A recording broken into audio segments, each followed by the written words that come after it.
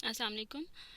Today we will discuss malaria in pregnancy. बहुत important topic है और ना सिर्फ थ्योरी के लिए बल्कि टॉक्स के लिए भी और वाइवा के लिए भी। ठीक है।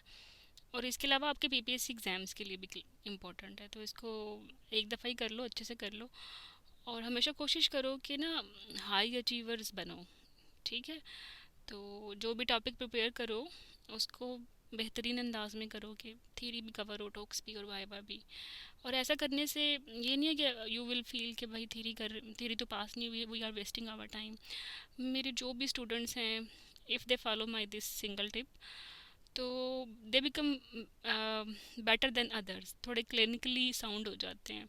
और हमेशा एग्ज़ाम में 15-20 क्वेश्चंस ऐसे होते हैं जो कि ओनली क्लिनिकली साउंड बच्चा ही अटेम्प्ट कर सकता है, क्योंकि एग्ज़ाम तो आपका टोटल क्लिनिकल ओरिएंटेड होता है।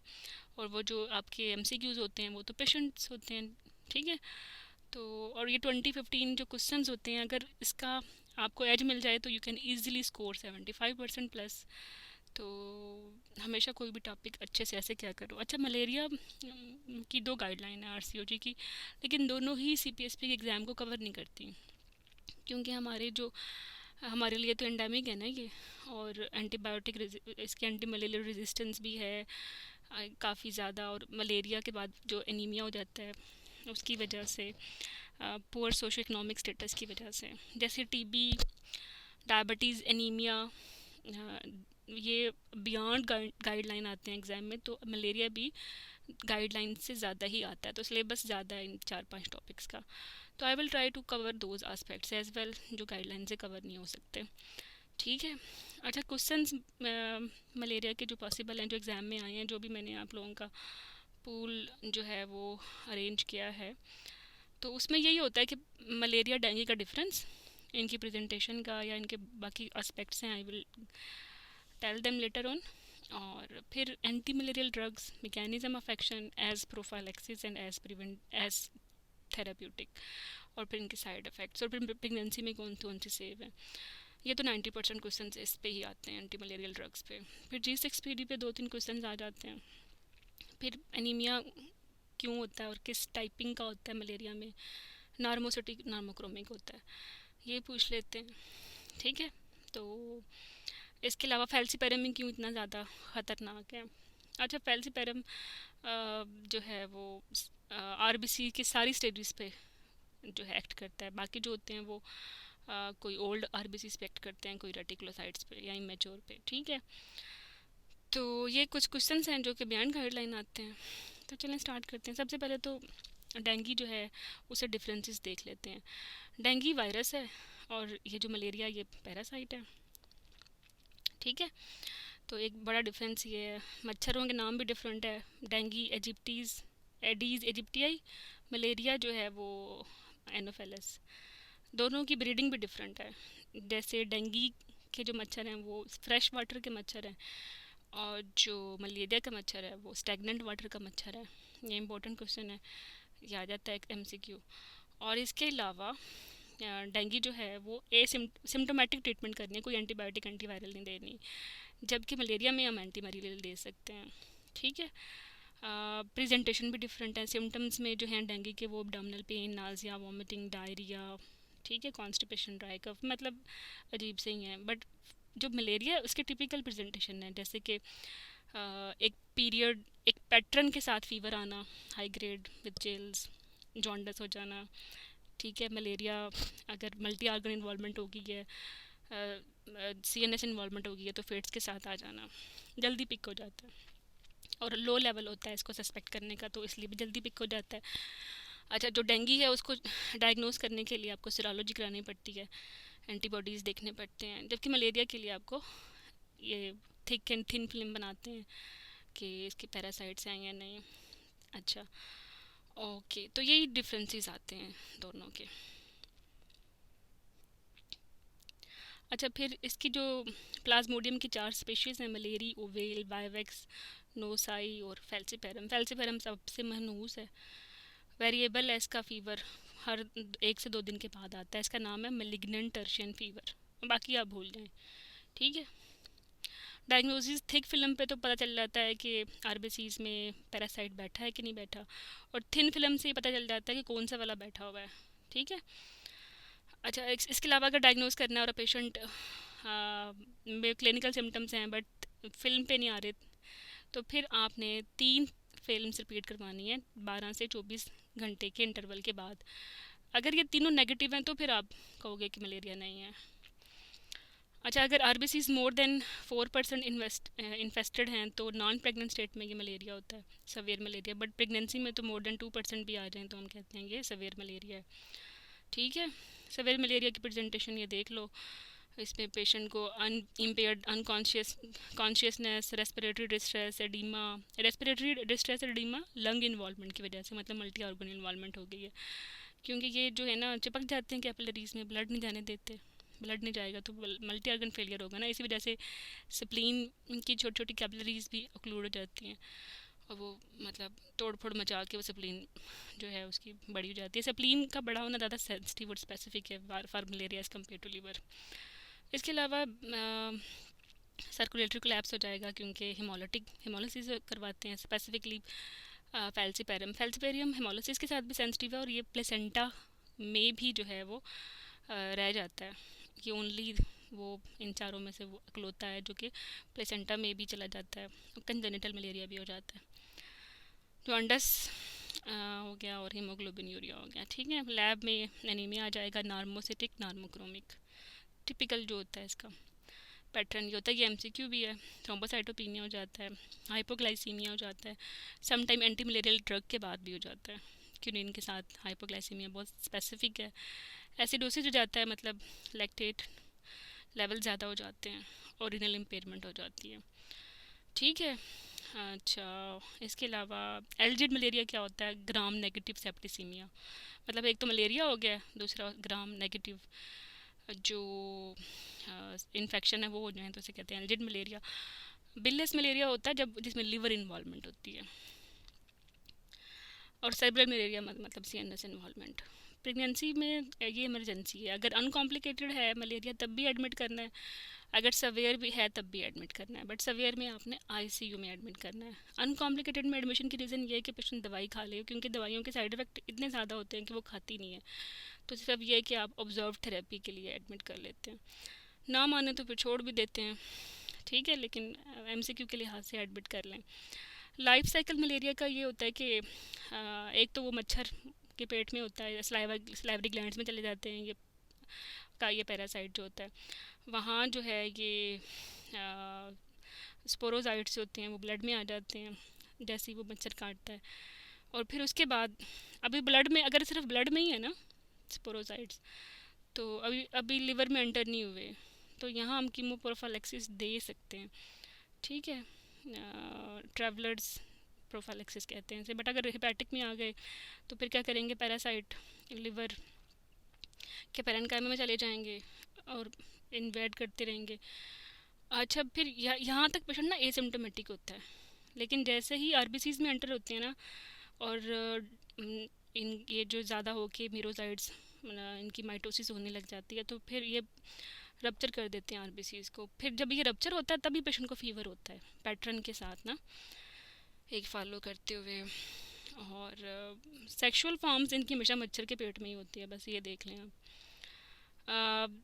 और जैसे इनकी फेजेस डिफरेंट हैं, उसी वजह से इनकी एंटी मलेरियल के जो मैकेनिज्म ऑफ एक्शन है वो भी डिफरेंट है। ठीक है। जो डोरमेंट लिवर में जो ये थे ये पैरासाइट्स, उनको जो एड्रेस करते हैं वो होते हैं शीज़नोटीसाइड्स। ठीक है। जो इरेथ्रेटिक फेज में एक्ट करते हैं वो होते हैं, अच्छा वो जो इरेथ्रेटिक स्टेज में होते हैं वो थेरापीटिक होते हैं, क्योंकि पेशेंट सिम्टोमेटिक हो चुका होता है ना। तो प्रोफाइलेक्सिस यूजुअली हम कब तक दे सकते हैं? प्री इरेथ्रोसिटिक फेज़ में दे सकते हैं। इरेथ्रोसिटिक फेज़ में तो पेशेंट में सिम्टम आने ही आने हैं। गेबेटोसाइड्स जो होते हैं ये प्रिवेंशन में इनको मारते हैं, ताकि ये ना हो कि इस पेशेंट में कोई और मच्छर इसको बाइट करे और फिर दूसरे पेशेंट में ट्रांसफ़र कर दे, तो गैमीट की ट्रांसफ़र बंद करनी हो तो फिर ऐसी एंटी मलेरियल देते हैं जो कि गैमीटोसाइड्स करते हैं। ठीक है। तो इनका रोल जो है प्रिवेंशन में होता है। ट्रीटमेंट में जो रोल है वो होता है उस फेज़ में जब ये पैरासाइट इनसाइड इनटू आरबीसीज है। ठीक है। तो प्रिवेंशन होगी when it is into liver, into blood और in the form of gametes, and therapeutic तब होगा जब ये एरिथ्रोसाइटिक फेज़ है। ठीक है। एंटी मलेरियल में क्लोरोक्विन के साइड इफ़ेक्ट्स, अच्छा क्लोरोक्विन यूज़ होती है बट ये बाकी और जगहों पे भी यूज़ होती है, वो मैंने वैसे ही लिख दिया ताकि आपको याद रहे। रूमाटाइटिस में यूज़ होती है, SLE में यूज़ होती है, ठीक है। इन्फेक्शियस मोनोन्यूक्लियोसिस में यूज़ होती है, एमीबियासिस में यूज़ होती है। इसके अलावा एंटी मलेरियल भी है। अच्छा, इसके अलावा जो कुनिन है, कुनिन के साइड इफ़ेक्ट्स आते हैं एग्ज़ाम में। इसका पूरा पैटर्न है, उसको कहते हैं सिंचोनिज़म। इसमें पेशेंट को जो है tinnitus, altered auditory acuity, headache, nausea, diarrhoea, blurring of vision होती है। ठीक है। और इसी वजह से वो दवाई नहीं खाती, इसीलिए तो आप उसको एडमिट करते हो। ठीक है। इसीलिए क्विनिन और क्लिंडामाइसिन के साइड इफ़ेक्ट ज़्यादा होते हैं, इसलिए हम ऑब्ज़र्व करने के लिए वो खा ले हमें उसको दाखिल कर लेते हैं। ओके। इसके बाद है रिकरेंस। अच्छा, ये रिकरेंस, री इन्फेक्शन, रिलैप्स, इनकी डेफिनेशन भी आनी चाहिए फॉर योर टॉक्स, मैं जाके कराती हूँ। तो ये है कि मोस्ट रिकरेंसेस जो होती हैं वो अराउंड डे 28 या 42 डेज़ पे होती हैं। ठीक है। क्यूनिन में रिकरेंस 85 डेज़ पे होती है, आर्टिसोनेट में 98 डेज़ पे होती है, आर्टिमेथर में 63 डेज़ पे। वैसे ये इंपॉर्टेंट नहीं है फॉर योर एग्ज़ाम, ठीक है, इनको रहने दो। अगर क्यूनिन और क्लिंडामाइसिन फेल हो जाती है तो फर्स्ट लाइन ट्रीटमेंट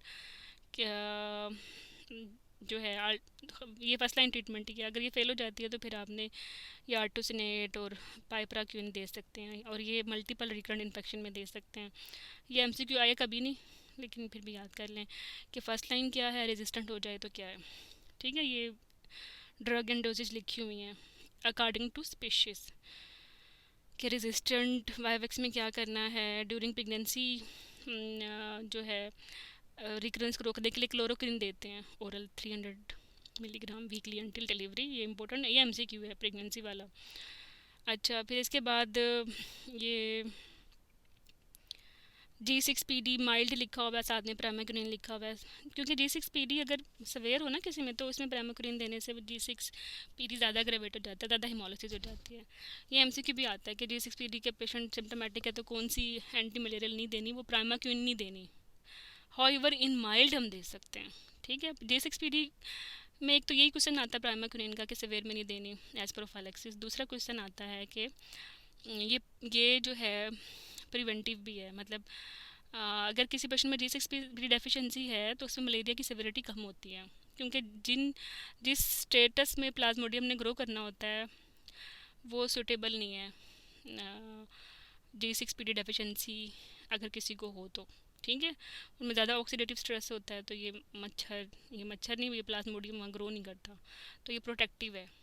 ठीक है। बट एंटी मलेरियल जो है उसके साथ सवेयर G6PD डेफिशिएंसी हो किसी को तो वो सब उसमें ज़्यादा हिमोलिसिस भी हो सकती है। तो दो अपोजिट चीज़ें हैं, एक तरफ से ये प्रिवेंटिव है G6PD फॉर मलेरिया, और दूसरी तरफ से अगर एक एंटी मलेरियल की वजह से एग्रावेट भी हो जाती है हिमोलिसिस। ठीक है।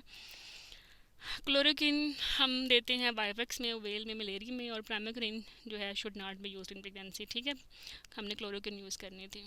प्रामाक्विन में 2 MCQs, G6PD severe don't give, और दूसरा प्रेगनेंसी में भी नहीं देना। अगर सवेयर है तो आर्टिसोनेट देते हैं, ये MCQ है। ठीक है। सवेयर फैल्सीपेरम मलेरिया है तो, और ये फैल्सीपेरम सवेयर मलेरिया होता ही क्यों है, ये हर RBC पे एक्ट करता है, छोटा बड़ा बूढ़ा। ठीक है। रेटिक्स पे भी, ओल्ड पे भी, यंग पे भी। बाकी जो प्लाज्मोडियम है वो कोई ओल्ड पे एक्ट करता है, ओल्ड RBCs पे, कोई इमेच्योर पे। अगर आर्टिसोनेट अवेलेबल नहीं है तो आप क्विनिन दे दें। ठीक है। क्विनिन से साइड इफेक्ट आ रही हैं तो आर्टिसोनेट दे दें, इनको हम स्विच ओवर करते रहते हैं। मलेरिया जो है नल्लीपेरस वुमेन में क्यों जो है वो सवेयर होता है as compare to multiparous women. इसका मतलब ये नहीं है कि किसी को एक दफ़ा हो गया तो उसमें इम्यूनिटी आ गई, नहीं, इम्यूनिटी नहीं आती, उसमें एबिलिटी आ जाती है उसको कोप अप करने की। दैट इज़ द रीज़न कि मल्टीपेरस में थोड़ा कम होता है सिविरिटी। ठीक है। दूसरा ये रिकरेंट मलेरिया की डेफिनेशंस देख लें। रिक्रूडेसेंस ये वो होती है जिसमें आपने अच्छे तरीके से इन्फेक्शन क्योर नहीं किया और एंटी मलेरिया रेजिस्टेंस आ गई थी। और ये जो मलेरिया है ना, इसमें एंटी मलेरिया रेजिस्टेंस भी जल्दी जल्दी आती हैं, और इसमें इंसेक्टिसाइड जो स्प्रे करते हैं ना, उससे भी रेजिस्टेंस जल्दी आती है, मतलब जितना मर्जी स्प्रे कर लो उन पर कोई असर नहीं होता। ठीक है, क्योंकि ये इनकी अफजाइश साल में तो इनकी कोई 100 जनरेशन पैदा हो जाती हैं, बहुत जल्दी रेजिस्टेंस आ जाती है अगेंस्ट एंटी मलेरियल और इंसेक्टिसाइड। अच्छा, रिलैप्स भी सम बेश यही है, रिकरेंस या रिलैप्स, उसमें भी प्योर सारा क्लियर नहीं होता, मतलब कुछ मीरोजाइड्स हैं जो रह जाते हैं लीवर में, बाद में वो ग्रो हो जाते हैं। और री इन्फेक्शन वो होता है जिसमें एक एक आपने ट्रीट कर लिया, जैसे अगर किसी को प्लाज्मोडियम या फैल्सीपेरम से था, ठीक है, वो आपने ट्रीट कर लिया, दूसरी दफ़ा उसको वेल हो गया। ठीक है, ओके। अच्छा, एक और एमसीक्यू आया था एमसीपीएस में, उसमें पेशेंट थी जिसको फीवर था और पेल थी और स्प्लीन भी बढ़ी हुई थी और थोड़ी ड्राउजी थी, और एनी इमरजेंसी में आई थी विद बेबिन साइन पॉजिटिव। तो उसको डायग्नोसिस क्या था? तो डायग्नोसिस एक्चुअली वो सेरेब्रल मलेरिया का था, तो उसमें स्प्लीन भी बढ़ी हुई है, पेल भी है हेमोलिसिस एनीमिया की वजह से, फीवर भी विद राइगर चिल्स है। ठीक है, तो उसमें क्लेम्शिया नहीं करना था आपने। और बेबिन्स्किन साइन पॉजिटिव तब होता है ये जब प्लांटर अप गोइंग होते हैं।